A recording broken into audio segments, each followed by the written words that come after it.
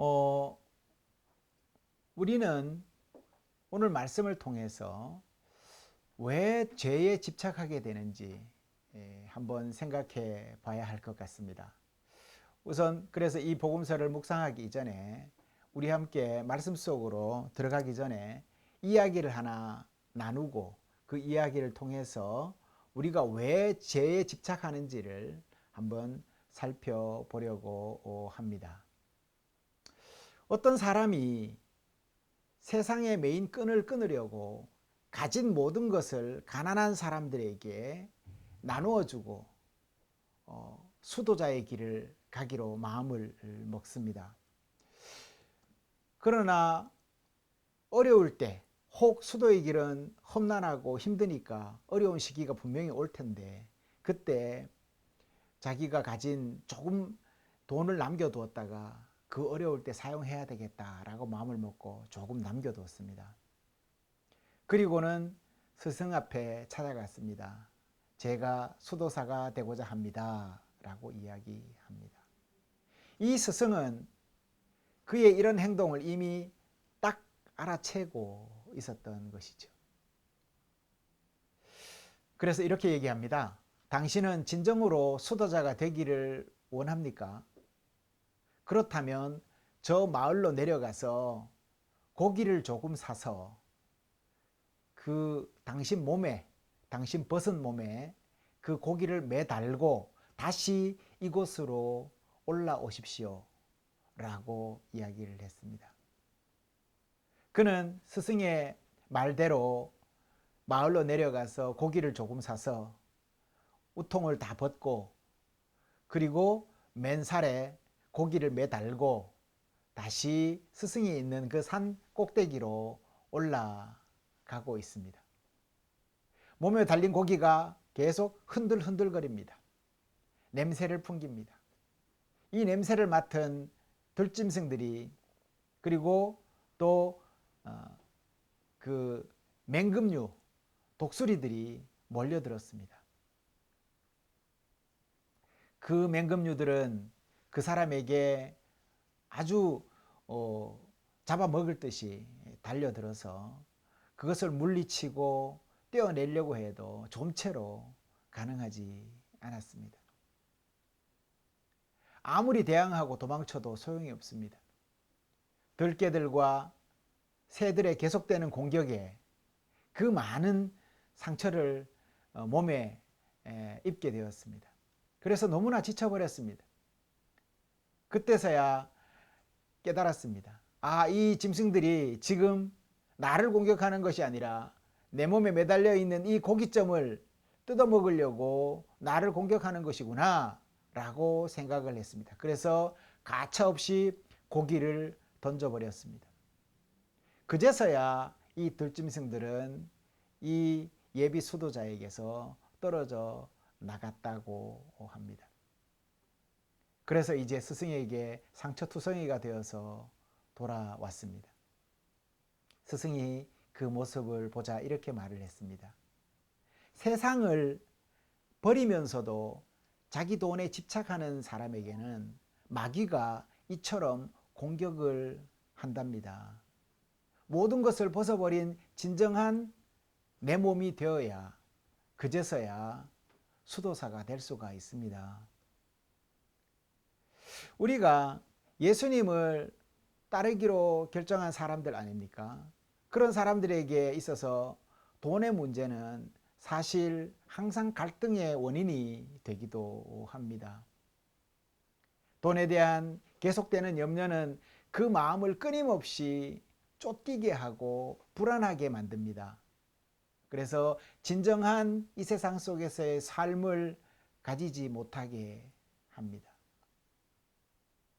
오늘 복음서는 아들이 아버지의 유산을 앞당겨 받아서 멀리 떠나서 방탕한 삶을 살았다가 결국은 가진 재물이 모두 바닥나서 절박한 상황에 처했을 때 그제서야 정신을 차렸다라는 이야기를 우리에게 들려주고 있습니다.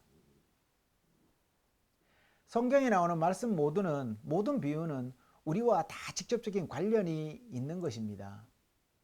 이 이야기가 남의 얘기가 아니라는 것이죠. 우리 얘기라는 것이죠. 여기에서 나오는 아들은 누굽니까? 바로 우리 자신입니다. 아버지는 누구입니까? 하나님이십니다. 죄에 대한 감정은 사람의 마음 깊은 뿌리까지 내리고 있는, 깊은 마음속 깊이까지 뿌리 내리고 있는 그러한 감정이라고 할 수가 있습니다. 바울 사도는 그것을 굉장히 날카롭게 지적을 합니다. 그가 쓴 로마서에 보면 이 세상 모든 사람이 죄를 범하였는데 그로 인해서 하나님의 영광에 이르지 못하였다라고 말을 했습니다. 심리학에서도 죄는 한 사람의 정신건강을 좌우하는 중요한 매개체로 작용한다라고 말을 합니다. 대부분의 정신고통을 호소하는 사람들은 죄책감으로 힘들어하거나 때로는 죄책감을 너무 느끼지 않는 경우가 대부분입니다. 앞서서 말한 죄책감을 너무 많이 깊이 느끼는 이러한 사람들의 경우에 세상 모든 죄가 자기 탓으로 여겨져서 늘 우울한 마음으로 힘들어하는 사람들이고, 후자 전혀 느끼지 못하는 사람들의 경우에는 남에게 함부로 행동하거나 범죄 행위에까지 그것이 그 행동이 연루가 되어서 그렇게 반사회적인 인격이 되는 경우들을 볼 수가 있습니다. 이 모든 것이 죄를 어떻게 다루느냐의 문제에서 발생된다는 것이죠. 그것을 마음이 어떻게 받아들이고 용인하느냐, 수용하느냐, 그 범위의 차이에 따라서 정상과 비정상이 정신의학에서는 구분된다, 이렇게 볼 수가 있습니다. 그렇다면 성경은 죄와 관련해서 어떻게 이야기하고 있을까요? 그걸 알아야 우리가 지은 우리를 지으신 분의 그 뜻을 알 수가 있는 것이고, 그 방법대로 우리는 죄를 벗어날 수 있을 것이기 때문입니다. 오늘 복음서를 한번 봅시다. 오늘 복음서는 가장 먼저 우리에게 죄에 빠지면 어떤 일이 일어나는지를 우리에게 보여주고 있습니다. 아들은 스스로 아버지를 떠나서 자기 판단에 맞는 삶을 선택하고 살아갑니다. 당연한 것으로 보입니다. 그것이 진리라고 여기고 그것이 정의라고 여겼던 것 같습니다. 하지만 좋은 열매를 거뒀다면야 분명 좋은 의도로 떠난 것이겠지만 결과를 우리가 알고 있지 않습니까? 쥐엄 열매나 먹고 먹을 것이 없어서 굶어 죽을 지경이었으니 좋은 열매가 아니었다라는 것은 분명합니다. 그것을 보면 출발부터가 잘못되었다라는 것을 알 수가 있는 것이지요. 그 나무의 열매를 보면 그 나무를 알 수 있다라고 하지 않습니까? 그러니 이 아들이 잘못된 마음으로 출발한 그 모든 것이 결과가 이러한 결과로 이어진 것이죠. 아들은 이제 깨달았습니다. 깨닫게 됩니다. 자신이 잘못된 선택에 이런 결과의 궁핍함과 자존감의 바닥을 쳐서 얼굴조차 들 수 없는 상황에 이르게 하였다라는 것을 알게 되었다라는 것이죠. 하지만 아직까지도 아들은 여전히 자신의 처지와 고통은 깨닫고 있지만 해결 방법을 알지를 못합니다. 왜 아들은 자신의 실패를 깨닫지만 그 해결책을 찾지 못하는 것일까요? 일반적으로 자신의 잘못을 깨달은 뒤에 대부분은 그 깨달음대로 원래대로 회복되기를 원하는 것이 정상적인 우리의 행동들입니다. 보편적인 행동이죠. 우리 몸이 상처가 나서 불편하면 정상적으로 회복되기를 바라는 것이 보편적인 행동이듯이, 잘못을 알았으니 그것이 회복되기를 바라는 것은 당연한 일입니다. 하지만 아들을 자신의 잘못을 깨닫기는 하지만 여전히 그 자리에 공허함으로 가득 차서 머물러 있는 모습을 오늘 본문 속에서 볼 수가 있습니다. 여러분 한번 생각해 보십시오. 여러분이 어떤 일을 하다가 실패를 하고 나면 그 뒤에 따라오는 감정이 무엇입니까? 공허함입니다. 여러분, 각자 내면의 감정 상태를 잘 살펴볼 필요가 있습니다. 특히 신앙인은 영적인 삶에 있어서 자기 내면을 잘 살펴보고 영적인 감정을 잘 살펴볼 필요가 있습니다. 이것은 영적 성장에 매우 중요한 일이기 때문에 그렇습니다. 그렇게 하면 영적 상태 또한 분별할 수가 있게 되고요. 공허함이 무엇인지를 우리가 알게 될 수가 있는 것이죠. 우리가 공허함이 무엇입니까? 어찌할 바를 알지 못하거나 방향을 가늠할 수 없을 때, 목표를 잃었을 때 나타나는 심리적, 영적 감각이 바로 공허함입니다. 아무것도 없는 것 같은 그 모든 것이 빠져나간 그런 바람 빠진 상태 같은 공허한 상태입니다. 모든 사람은 복음서의 아들처럼 세상을 살아가면서 실패 이후에 오는 이러한 공허함을 경험하게 됩니다. 하지만 이 공허함을 채우기 위해서 아무거나 막 집어넣고 채워서는 안 됩니다. 어떤 이들은 조급한 마음에 공허함을 달래기 위해서 약에 의존하는 사람들도 있습니다. 어떤 이들은 알코올에 의존을 하기도 합니다. 어떤 이들은 과도한 특정 스포츠에 몰입하기도 합니다. 공허함을 달래기 위해서면 그것은 잘못된 것이지요. 하지만 신앙인들은 공허함이 닥칠 때 자신의 정체성이 신앙인이고 하나님의 자녀라는 사실을 분명히 깨달아야 합니다. 하나님은 자녀된 우리가 가난하고 공허하게 살기를 바라실까요? 바라시지 않습니다. 언제나 당당하게 당신의 자녀답게 자존감을 가지고 살아가기를 바라십니다. 하나님의 존엄한 존재로 살아가기를 바란다라는 말입니다. 오늘 복음서의 아들은 공허함을 자기 정체성의 발견 계기로 삼았다는 것을 분명히 기억하십시오. 그는 자신이 본래는 존엄한 존재였다는 사실을 깨달았습니다. 그래서 그 비참한 상황 가운데서도 자존감을 잃지 않았습니다. 이 깨달음은 결국 아들을 여기에 주저앉아 낙담할 그런 존재가 아닌 더 많은 것을 이루고 성취해야 할 존재라는 것을 깨닫게 하는 원인이 됩니다. 이 깨달음이 있은 후에 아들은 무엇을 합니까? 그는 아버지를 의지하기로 마음먹습니다. 그가 아버지를 의지할 결심을 한 것은 참으로 현명한 결정입니다.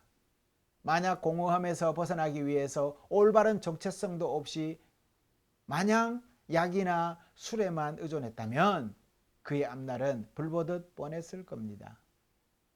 하지만 그는 아버지를 의지하기로 마음먹습니다. 아들이 결정적으로 아버지를 의지하기로 마음먹은 이유가 있습니다. 무엇입니까? 그것은 바로 아버지가 항상 자신을 사랑해 주었다라는 그 사실입니다. 항상 사랑해 주었다.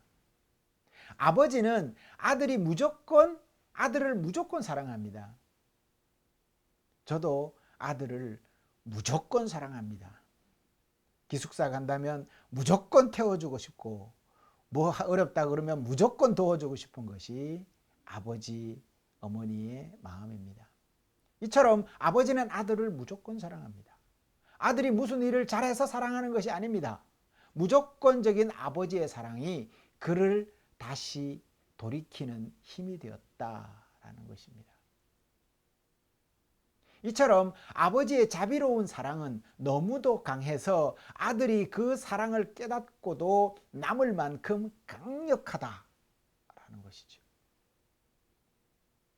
이 사랑이 아들을 돌이키게 합니다. 우리는 이 말씀을 통해서 무슨 교훈과 가르침을 또 어떠한 교훈들을 얻습니까? 오늘 복음서의 아들은 불행한 자기 삶을 한탄합니다. 동시에 아들은 아버지를 의지할 뿐으로 또한 바라본다는 사실이 중요합니다. 이 말은 우리 신앙인 또한 그리 해야 한다라는 말씀입니다. 어떤 초등학생이 학교에 지각을 했습니다. 평소 한 번도 지각이나 결석을 하지 않았던 학생이라서 선생님이 걱정이 되어서 불러놓고 타일렀습니다. 왜 지각을 하게 되었는지 이유도 물어봤습니다. 그랬더니 소년은 학교에 오는 도중에 어떤 아저씨가 동전을 우르르 떨어뜨려서 그걸 찾느라고 늦었다고 이렇게 말을 했습니다. 그래서 선생님은 물론 동전을 같이 찾아드리는 일도 좋지만 학교에 오는 일이 더 중요하기 때문에 미안하다고 말하고 늦지 않게 학교에 와야 한다고 타일렀습니다. 그러나 그 소년은 머리를 절레절레 흔들면서 선생님은 그 학생의 태도를 보고 참 이상하게 여겼습니다. 아니 왜 저렇게 그 선생님의 말을 부정하지? 왜 저렇게 머리를 좌우로 흔들지? 틀렸다고 하는 거지? 라고 생각을 했습니다. 선생님은 또다시 그 이유를 그 학생이 다시 물었죠. 그러자 소년은 자기가 그 동전을 발로 슬쩍 밟고 서 있었다는 것입니다. 그래서 올 수가 없었다는 것입니다. 그러니까 소년은 동전을 떨어뜨린 아저씨가 찾기를 포기하고 갈 때까지 기다린 것이죠. 그래서 지각할 수밖에 없었다는 것입니다. 우리 주변에는 이 소년처럼 무언가를 발로 밟은 채 정말 한쪽 발로만 움직이면서 언제까지나 그 자리를 떠나지 못하고 있는 사람들이 아주 많습니다. 허영심이라고 하지요. 이 허영심은 동전을 밟고 서서 언제까지나 꼼짝하지 않고 그 자리에 머물러 있는 사람들이 무수히 많다라는 것이죠. 이 세상은 그렇습니다. 우리는 과연 어떤 동전을 밟고 서 있습니까? 여러분은 여러분의 삶의 자리에서 어떤 동전을 밟고 서 있습니까? 돌아볼 필요가 있습니다. 공부라는 동전을 밟고 있습니까? 돈이라는 동전을 밟고 있습니까? 명예라는 동전을 밟고 있습니까? 권력이라는 동전을 밟고 있습니까? 만약 우리가 잘못된 생각으로 동전을 밟고 있다면 용기를 내어서 그 발을 번쩍 들고 우리가 가야 할 곳으로 달려가야 합니다. 거기에 머물러 있어서는 안 됩니다. 이처럼 우리는 누구나 세상 것에 집착할 수 있습니다. 그것이 없으면 살 수 없을 것 같고 힘들 것 같아서 그곳에서 발을 떼지 못하고 머물러 있으려고 합니다. 하지만 용기를 내어서 발을 떼어야 합니다. 아버지의 사랑을 믿고 발을 떼어야 합니다. 그리고 아버지께로 돌아가야 합니다. 성도 여러분, 그러니 실패 이후에 밀려오는 공허함에만 붙들려서 다른 길로 가지 말고 용기 내어서 발을 떼어서 아버지께로 돌아가십시오. 이 사순기간은 그리 아버지께로 돌아가는 기간입니다. 하나님은 여러분들이 공허함과 좌절 속에 묻혀 살아가기를 바라지 않습니다. 만약 여러분이 담대히 하나님 아버지의 사랑을 믿고 손을 내민다면 하나님께서는 여러분을 사랑으로 분명히 품어주실 것입니다. 하나님은 우리가 얼마나 잘못을 저질렀는지 그 죄가 얼마나 큰지 여기에는 상관하지 않습니다. 우리를 당신 사랑으로 완전하게 무조건적으로 품어주실 것입니다. 지금도 하나님은 좌절과 고통 속에서 공허하게 살아가는 우리를 초대하고 계십니다. 그리고 아버지는 아들이 무슨 잘못을 했던지 용서할 준비가 되어 있습니다. 당신 사랑으로 그것을 깨끗하게 하실 만반의 준비를 하고 계시다는 말입니다. 그러니 우리가 해야 할 것은 하나님 앞에 나의 죄를 바라보고 돌이키는 것입니다. 회개하고 주님께로 돌아오는 이것이 우리가 해야 할 일인 것입니다. 성도 여러분, 하나님의 자비를 의심하지 마십시오. 하나님은 여러분이 어떤 가운데 있을지라도 어떤 조건에 처해 있을지라도 돌이키면 맞아주시고 품어주실 것입니다. 그분의 크신 자비와 사랑에 의지해서 힘내시는 우리 모든 산상교회 성도들 다 되시기를 바랍니다. 하나님의 자비는 온 세상 죄를 덮고도 남습니다. 기도하시겠습니다.